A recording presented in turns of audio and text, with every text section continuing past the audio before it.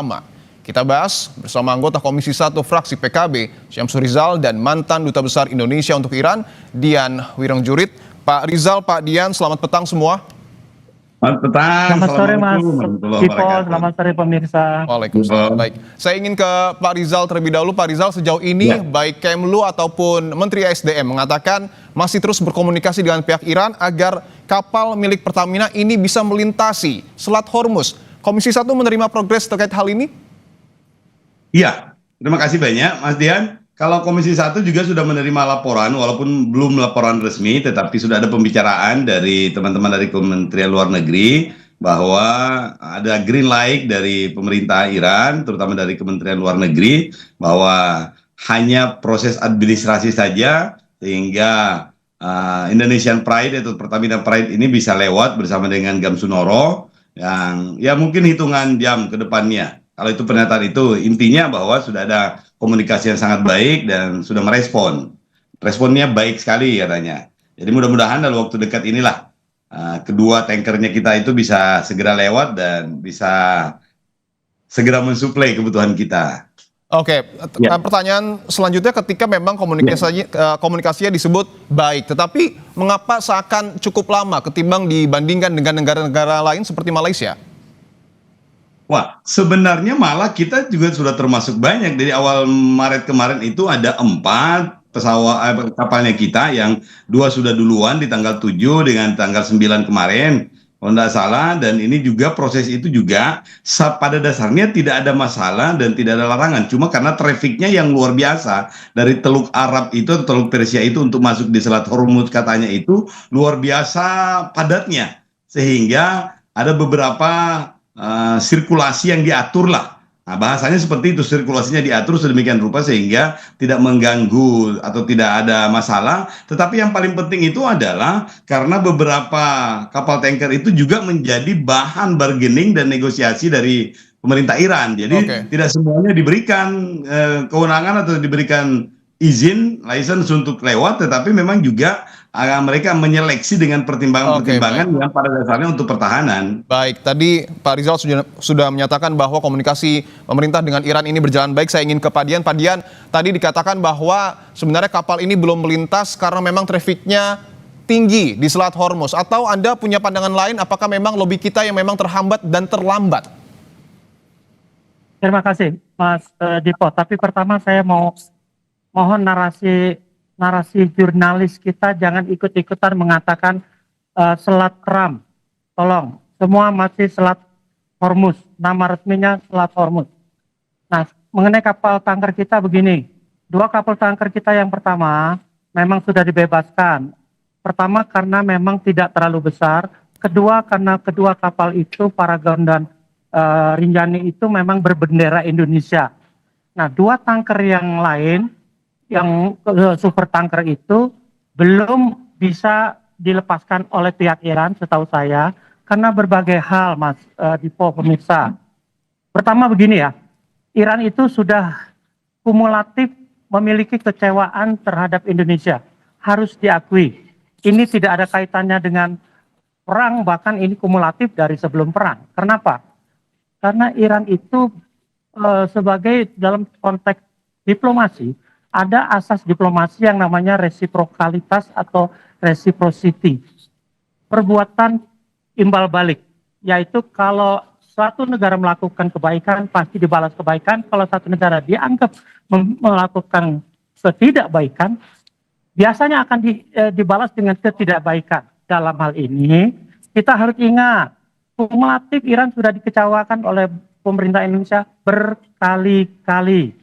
Pertama sejak 2-3 tahun yang lalu, ketika latihan perang negara-negara Pasifik, Iran diundang secara resmi. 2 kapalnya sudah berangkat, kapal perangnya ikut untuk bergabung dengan latihan bersama yang dikoordinir oleh Indonesia.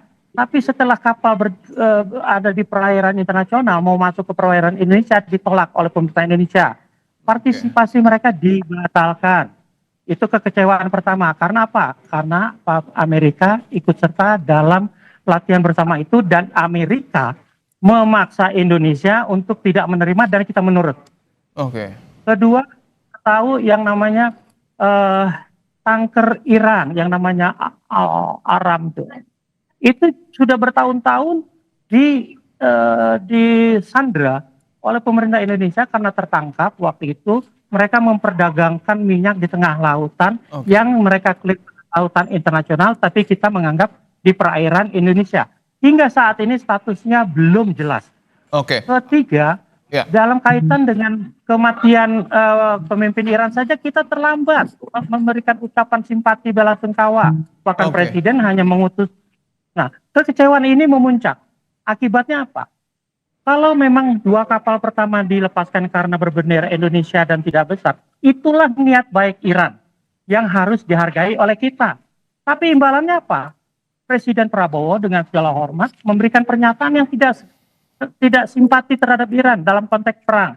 Misalnya, Prabowo menyatakan kepada Qatar mengecam keras agresi Iran kepada negara-negara Teluk.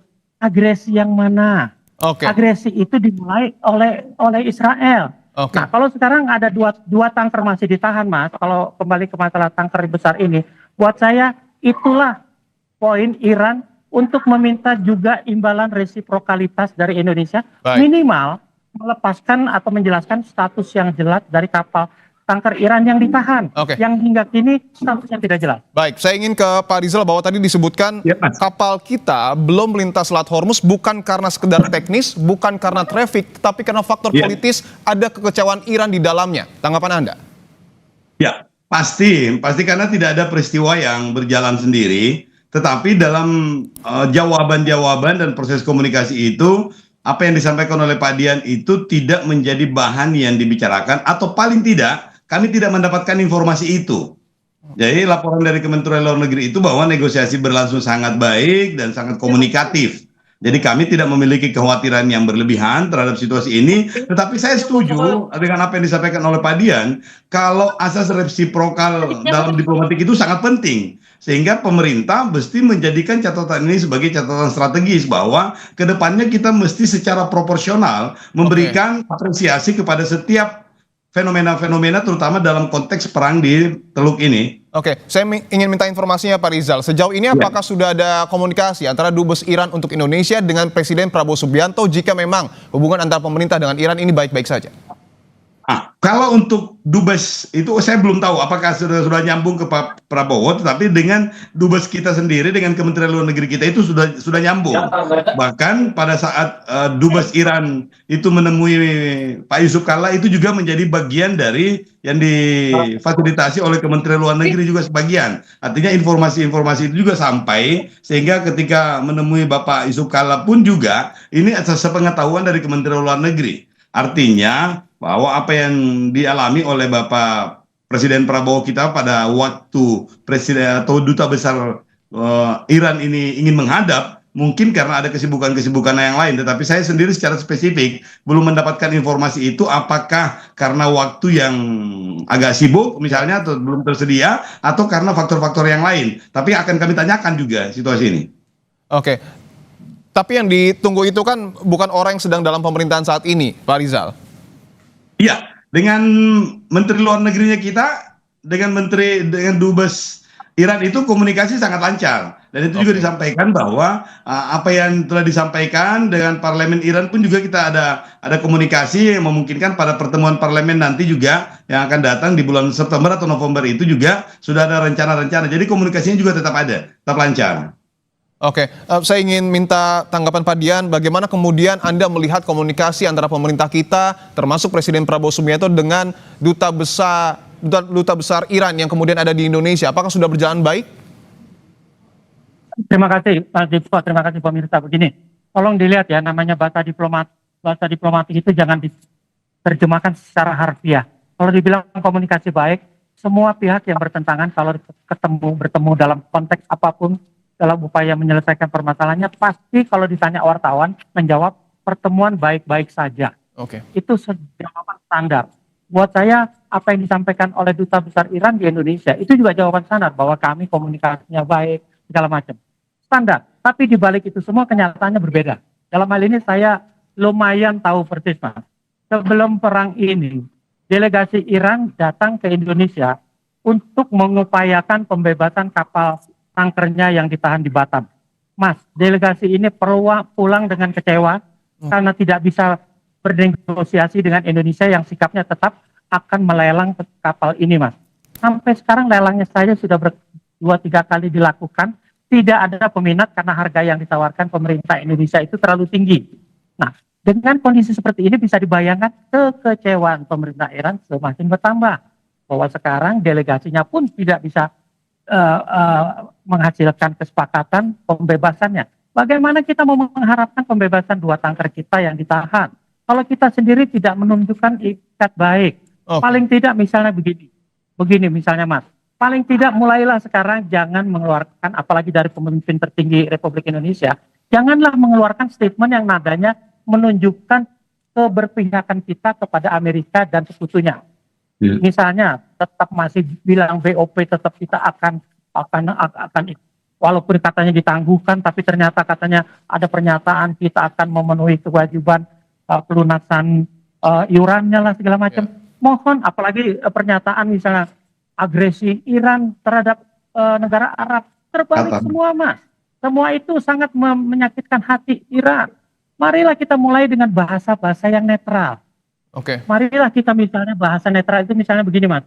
Marilah kita saling menahan diri, pihak Iran dan pihak-pihak yang menyerang Iran menahan diri untuk tidak memperuncing suasana. Mestinya seperti itu, bukan malah blatant aggression by Iran to Qatar. Sudah tidak waktunya kita. Artinya Anda sering merasa Pak Dian bahwa cukup banyak pernyataan dari pemerintah kita yang bisa dikatakan tidak netral. Oh, sangat banyak, sangat banyak.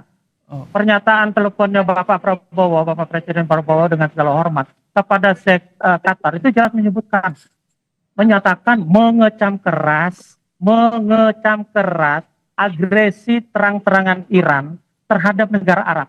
Pertanyaannya kan jelas kok, buktinya jelas kok, kenyataannya jelas kok. Yang memulai agresi adalah Israel dan Amerika, dibantu oleh negara Arab yang punya pangkalan. Kok dibilangnya sekarang dibalik agresi Iran terhadap negara Arab? Kalau tidak pangkalan Amerika di negara Arab tidak digunakan, Iran tidak akan menyerang ke negara-negara itu. Tolong diingat itu. Hal-hal seperti ini mulai harus dikurangi. Baik, saya ingin ke Pak Rizal. Tadi sudah banyak disebutkan oleh Pak Dian bahwa nampaknya Pak Dian memiliki perspektif sikap kita ini cenderung dalam tanda kutip ini terkesan tidak netral. Tanggapan Anda apakah memang harus kita menegaskan keberpihakan kepada Iran?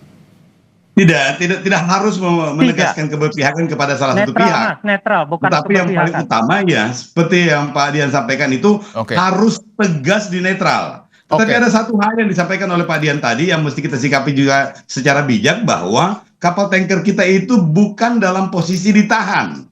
Walaupun memang tertahan untuk melewati Selat Hormuz, tetapi bukan dalam posisi ditahan oleh pemerintah Iran. Jadi hampir semua ada hampir 2.000 kapal tanker yang menunggu giliran untuk bisa melewati Selat Hormuz itu, dan itulah yang diatur sirkulasinya. Artinya Anda sepakat, Pak Rizal, bahwa banyak pernyataan pemerintah kita yang dianggap tidak netral atau seperti apa? Setuju saya. Kalau untuk itu kita kelihatan lebih berpihak kepada Amerika, dan apa yang ditunjukkan oleh diplomasi kita itu sepertinya kita memiliki ketergantungan lebih terhadap Amerika dibanding dengan Iran. Oleh karena itu saya ingin menyampaikan bahwa pada dasarnya untuk hubungan kita dengan Iran bukan ansih pada negara Iran saja, tetapi negara Teluk dan negara Arab keseluruhan. Tidak bisa dipisahkan antara Iran dengan negara yang lainnya di Arab. Sehingga kalaupun kemudian ada, tanda kutip, ada konflik antar negara Arab termasuk dengan Qatar dan misalnya dengan beberapa negara Uni Emirat Arab misalnya, maka kita mesti memperlihatkan dukungan itu kepada semua negara Teluk, termasuk Iran pun juga. Kalau kita ingin mengkritik pola hubungan mereka dengan negara Arab yang lain, kita juga mesti proporsional menyampaikan. Saya setuju dengan apa yang disampaikan Pak Dian tadi. Pak Dian, apa yang harus segera kita lakukan agar tentu kapal yang kemudian ada di Iran dan masih tertahan ini bisa melintas dan hubungan kita dengan Iran semakin membaik? Saya harus menegaskan segini, maaf Pak Faisal, maaf nih. Saya harus menegaskan begini, kapal Indonesia ditahan, bukan menunggu antrian, bukan menunggu giliran, bukan, ditahan. Buat saya ke depan kita harus mulai pertama mengulangi narasi yang sifatnya memihak. berilah narasi yang menenangkan kedua belah pihak, dalam hal ini Iran yang menjadi pihak pertama dirugikan dengan agresinya Israel dan Amerika, diikuti oleh negara-negara Arab Teluk. Kedua, marilah kita mulai menyadari status kapal tanker Iran di Indonesia ini harus dijelaskan. Mas. Berapa tahun sudah berlalu, tidak ada kejelasan, di lelang tidak ada yang mau. Mungkin ini bisa menjadi titik awal negosiasi. Maukah kita melepaskan kapal tanker Iran yang akan diimbangi oleh pelepasan 2 kapal tanker Indonesia misalnya? Marilah kita mulai dari posisi yang sama-sama. Artinya apa yang ada di lapangan, kapal tanker Iran ditahan oleh Indonesia, kapal Indonesia ditahan oleh pihak Iran. Nah, di antara itu yang ketiga buat saya jadi perhatian, kekecewaan Iran yang sudah bertubi-tubi dialami akibat sikap Indonesia ini, mulailah kita membuka diri. Apalagi kita katanya mau ikut berpartisipasi menjadi penengah. Mulailah kita meninggalkan langkah-langkah yang sudah dilakukan, misalnya BOP lah, misalnya katanya mau kirim pasukan lah ke sana. Mulailah kita tahan, jangan memberikan komentar apapun dengan hal-hal seperti itu, sampai prioritas melepaskan tanker kita dari sana atau tanker Iran dari kita, itu selesai. Baru Baik. kita bicara yang lain. Baik, Makasih saya ya. terakhir ke Pak Rizal, saya ingin minta tanggapan Anda. Tadi disebutkan bahwa kapal kita tidak menunggu antrian tetapi ditahan. Tanggapan Anda? Ya, kalau itu saya mesti konfirmasi ulang karena laporan yang kami terima itu ada ditahan, bukan ditahan tapi tertahan. Nah, Tertahan, oke. ini penting, ada diksi yang berbeda. Tetapi saya, Mardian, Pak, ada hal yang penting untuk menjadi catatan kita itu adalah bahwa pengelolaan sumber daya manusia, pengelolaan sumber daya nasional untuk pertahanan itu penting untuk diberikan perhatian lebih. Ini akan kelihatan betul ternyata bahwa ada sumber daya yang dimiliki oleh Iran yang dimaksimalkan betul, terutama Selat Hormuz. Satu selat saja sudah luar biasa pengaruhnya terhadap peta Baik. kekuatan, dan ini penting menjadi catatan. Baik, yang tadi kami garis bawahi juga bahwa kita lebih baik untuk kemudian bersikap netral agar tentu kebaikan-kebaikan yang kemudian lahir dari perang ini bisa kita dapatkan dan justru bukan kerugian. Terima kasih anggota Komisi 1 fraksi PKB Bapak Syamsur Rizal dan juga mantan Duta Besar Indonesia untuk Iran Bapak Dian Wireng Jurit telah bergabung di Kompas Petang.